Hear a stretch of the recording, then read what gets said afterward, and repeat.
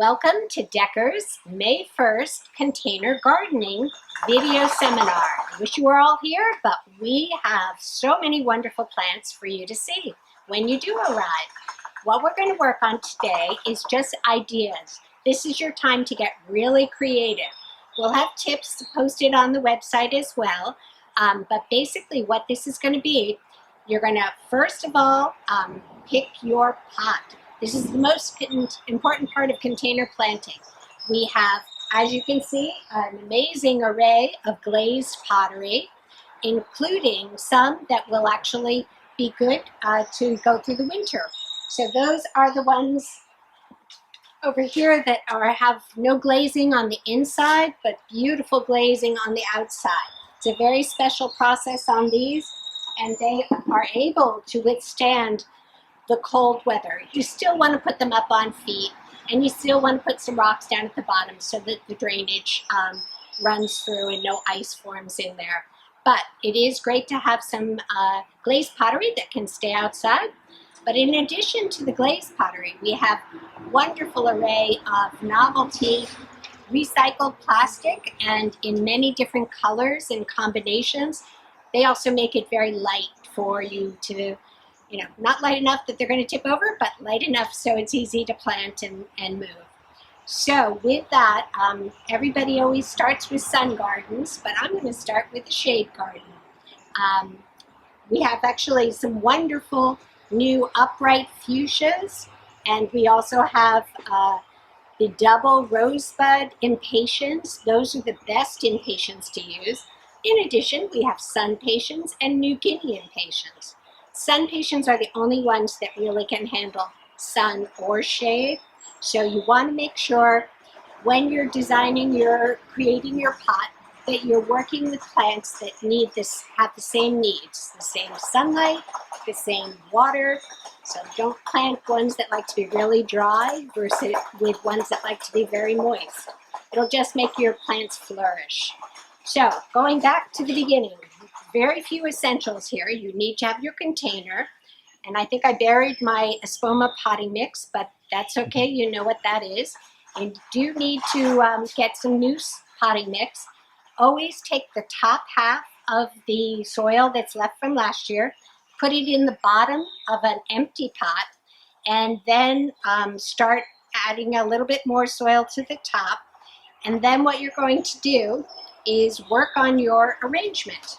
So always the first important part is getting your focal point in the center. And then you're going to work on color. You want ones that will cascade over the edge. Of course, everybody's favorite, sweet potato vine. But we also have things like helichrysum, and we have many other trailing plants, which I, of course, can't remember right at this moment. But these are actually Supertunias, and these will be wonderful. This is a beautiful one that is a Picasso in purple, which is really hot pink, but with this wonderful lime green, and that works very well, having the lime green in the sweet potato mix. It just makes them pop. And these little rosebud Supertunias, also great. So the pinks and the oranges work really well. You want to think of the color wheel and get all of your colors out there. This is everybody's favorite vinca vine. We'll have more of that, but that also goes in. So you're going to always start with the center and then fill the surrounding spot. You never want to be able to see any dirt when you're finished. Annuals are an amazing thing. They'll grow into each other, they'll cascade over, they never get too crowded, and you want the abundance of a pot. So going back, so once you get your design, you would take it out, and when you've got your soil in the bottom, the important part is to really push that down, tamp it down, not stand on it, but tamp it down so it's fairly solid down there. The top half will always remain looser, but that will allow the roots to go through the loose part. They'll work their way into that a little bit harder. You want to make sure you've got enough soil to make it through the season. So, don't skimp on that. And you're going to, after you get all your plants planted. We're going to plant this one. You're going to always start with your center. And depending on what size plants you start, I'm starting with a canna, which will get taller but not giant, and keep blooming throughout this summer. This actually has 3 different canna bulbs here, so this is a beauty. So very important when you take it out to try from the bottom to loosen the soil so that the roots know they don't have to go around in circles anymore. This is very important because otherwise it'll just slow them down to get established. And you can always brush away some of the soil. But when you're planting, you don't want to plant lower in the pot than where it is in your the pot you took it out of. So, and then you want to figure out which is your front. The other important part I didn't point out is this is going to be a pot that will be seen from all sides equally. If you have a planter that you're only going to see from the front, then you could actually move your canna to the back, and that will allow you to put more plants in. So we're starting with our thriller, which is always the focal point in the center, and then we're working on our fillers, and the fillers are the ones you're going to get the most of, 3 to 5 plants. So I'm going to do this as if it's in the center, and so you're going to work your way around. Again, this is another vinca. We have many different types of vinca. We have flowering vinca in annuals. This is a vinca vine that grows very rapidly. And then we also have a colorful green-yellow with pink stem. That also is considered a vinca vine or euonymus. So these are all wonderful plants for the edge. And always save your pots too, because you may find that you have a big giant pot you're planning to plant. These can be put in the pot at the bottom upside down, and that way you don't have to use quite as many cubic feet of soil to plant everything. And that always helps. So you can do that, and it's not a problem. And then basically you're going to work your way around to alternate and make sure you don't want to have a lot of ones. So try to do 1 or 3, keep your colors complementary so that they're either tonal or that they are opposite, so you really get the impact. So basically I want some that are bushier, and the Supertunias are terrific in that they will give you a very bushy plant. We also have wave petunias. Wave petunias are great in window boxes and other planters because they cascade and go even longer. So I'm looking for abundance around my canna as that's getting taller and taller. So we're just going to work our way around.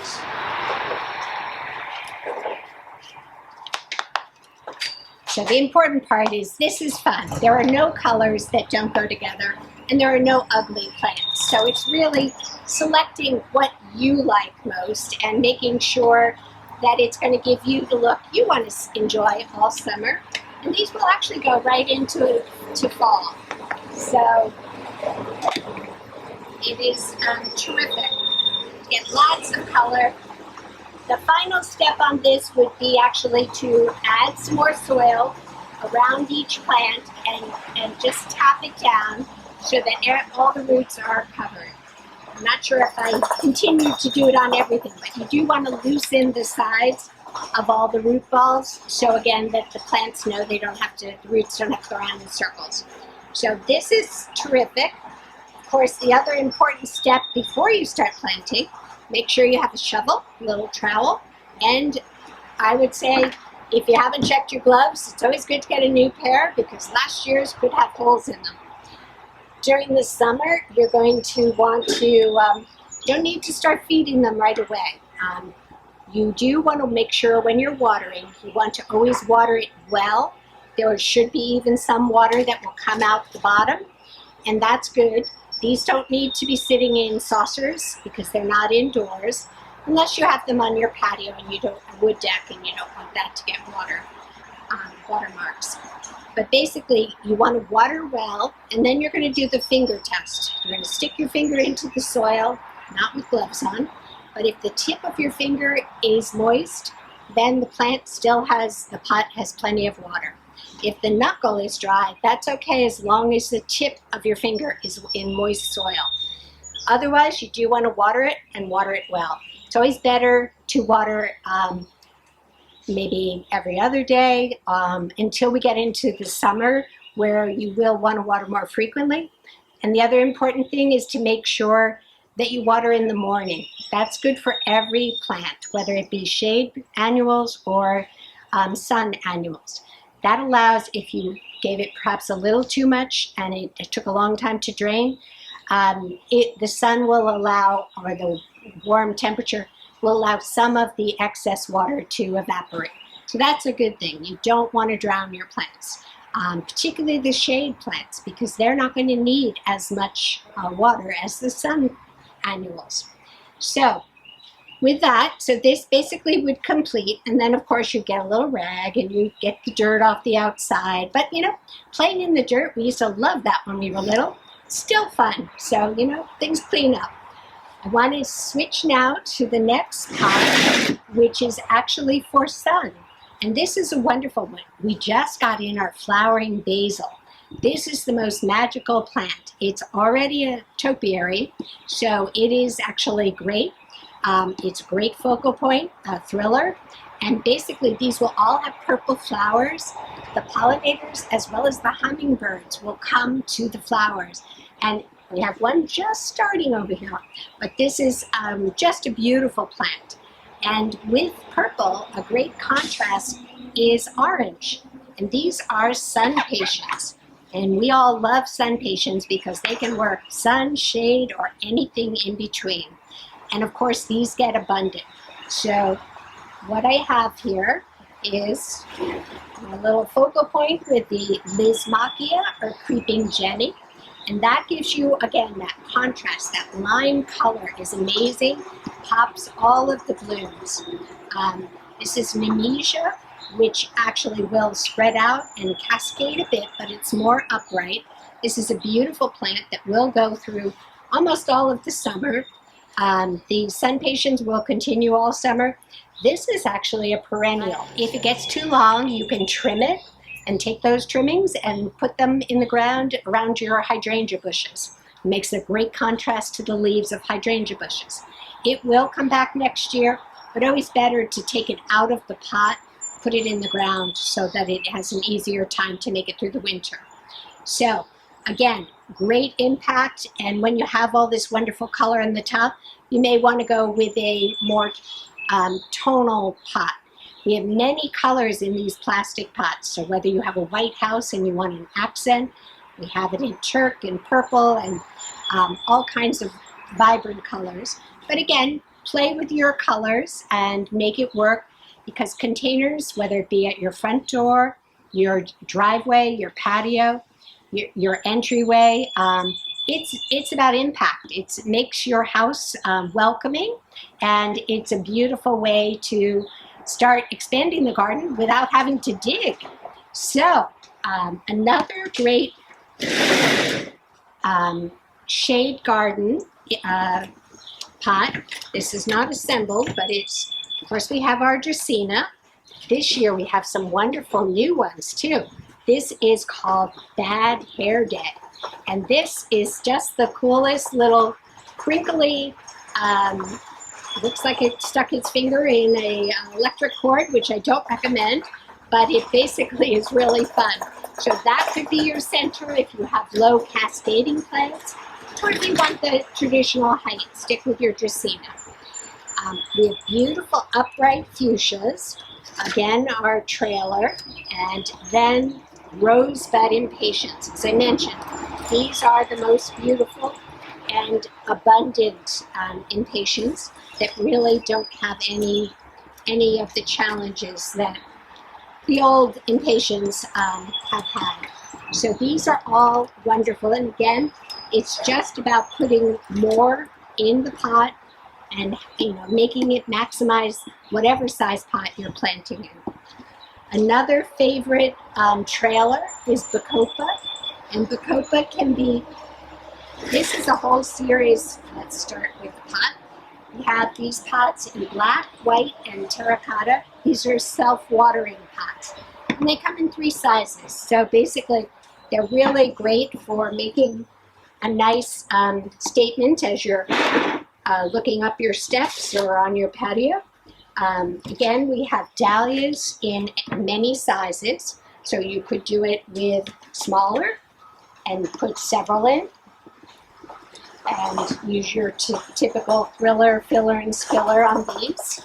Or you can go for more impact with a bigger one, and then just maybe have the trailers coming over. So, you know, it doesn't have to be all perfect. You have to have the thriller, you have to have a filler and a spiller.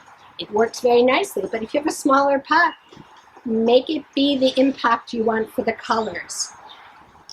So this is another great way of doing it. And for those of you who perhaps don't want to start creating your own, the wonderful thing is we do have the drop-ins. This is from Proven Winners. And basically has your thriller, filler, and spiller. So you've got all your assembled pieces there, and you just drop it into your container. You do not even have to take the plastic pot off, just put it in there and enjoy. Another way of doing it is to take one of the hanging baskets. This actually is another drop-in. So a hanging basket, we have many combos, as well as ones that are all geraniums, all calibrachoa, all petunias, so you can pick your colors, your mix, and just take the hanger hook off and sit your pot. Dig out a little of the soil in your big containers and sit it right in there. So again, up to you whether you want to take it out of the pot or and plant it in soil. But many people in their big pots don't even keep soil in the big pots, big stoneware, urns. So that's one way of doing it. I put on this in front of the table. This is a wonderful window box mix for the shade. And as you can see, we have beautiful, colorful coleus. We have sweet potato vine in the deep purple, as well as Persian shield, which is this beautiful, wonderful colors. And then it has the all purple on the reverse, but the veining on this plant is just quite magical.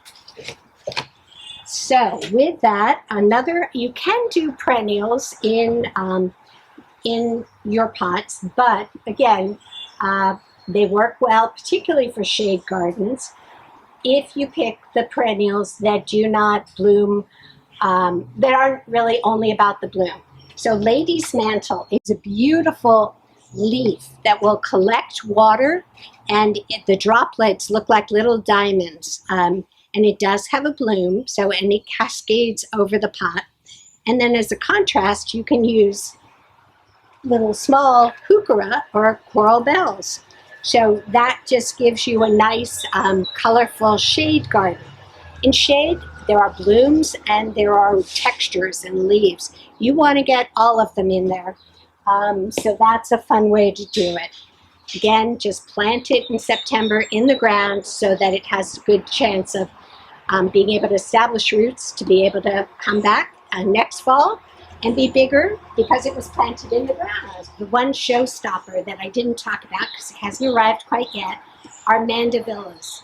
They come on a big trellis or pyramid bamboo, and so basically that's already climbed all the way up. That is an abundant bloomer in the sun.